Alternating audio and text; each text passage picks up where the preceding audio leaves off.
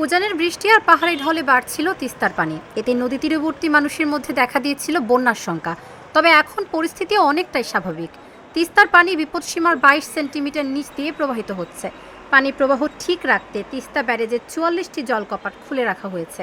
নীলফামারীর ডালিয়া পয়েন্টে নদীর পানি বিপদসীমার নিচে থাকায় তীরবর্তী নিম্নাঞ্চল আপাতত বন্যার কোনো আশঙ্কা নেই। পানি কমে যাওয়ায় স্বস্তি ফিরেছে তিস্তা পাড়ের মানুষের মধ্যে। নীলফামারীর ডালিয়া পয়েন্টে নদীর পানি বিপদসীমার নিচে থাকায় তীরবর্তী নিম্নাঞ্চলে আপাতত বন্যার কোনো আশঙ্কা নেই। পানি কমে যাওয়ায় স্বস্তি ফিরেছে তিস্তা পাড়ের মানুষের মধ্যে। নদীর পানি স্বাভাবিক থাকায় কৃষকরা তাদের ফসলি জমি নিয়ে কিছুটা নিশ্চিন্ত।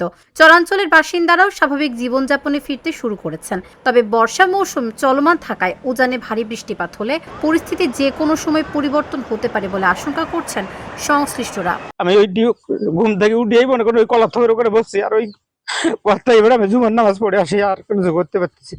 আমার যে একটা কাজ করবো, এই কাজটা আমার শক্তি গুলাচ্ছে না রে ভাই। আজকে আমি কোথায় যাব যে এই রাস্তাটা আশ্রিটা আমি বান্ধার কোনো আমার ভয় নেই।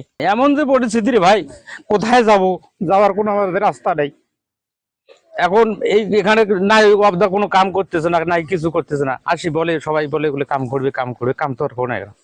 এখন আমরা যেখানে যে পজিশনে আছি, আজকে বাদ এই যে খেরের পালা আমার গাছ চলে গেছে, নিম্নপক্ষ 2 থেকে 3 মণ আম হয়েছিল এই গাছটায়। আম চলে গেল, বাচ্চা কাচ্চা আমাদের খাইতো, কলা খাইতো, সেটাও চলে যাচ্ছে।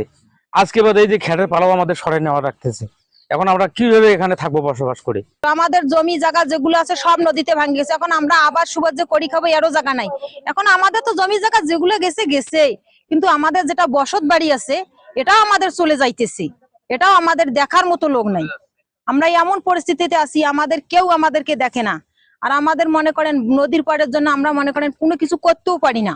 অনেকদিন বিগত দিনগুলোতে শুনে আসতেছি এই তিস্তা মহাপরিকল্পনা, কিন্তু এই তিস্তা মহাপরিকল্পনাটা কোথায় জট আমরা কিছু বুঝতেছি না।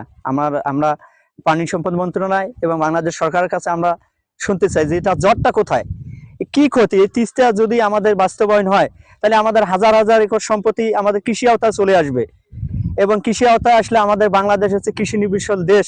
এই দেশে কৃষি সম্পদ যদি আয় হয় আমাদের, তাহলে আমরা অনেক উপকৃত হব। এখন আপনি আছে হচ্ছে 15 আর 8 15 হচ্ছে 23 সেন্টিমিটার নিচে পানি। মানে আরো কমবে উপরে, এখন আর বৃষ্টিপাত নাই তো দেখাচ্ছে না আগামী 24 ঘন্টায়।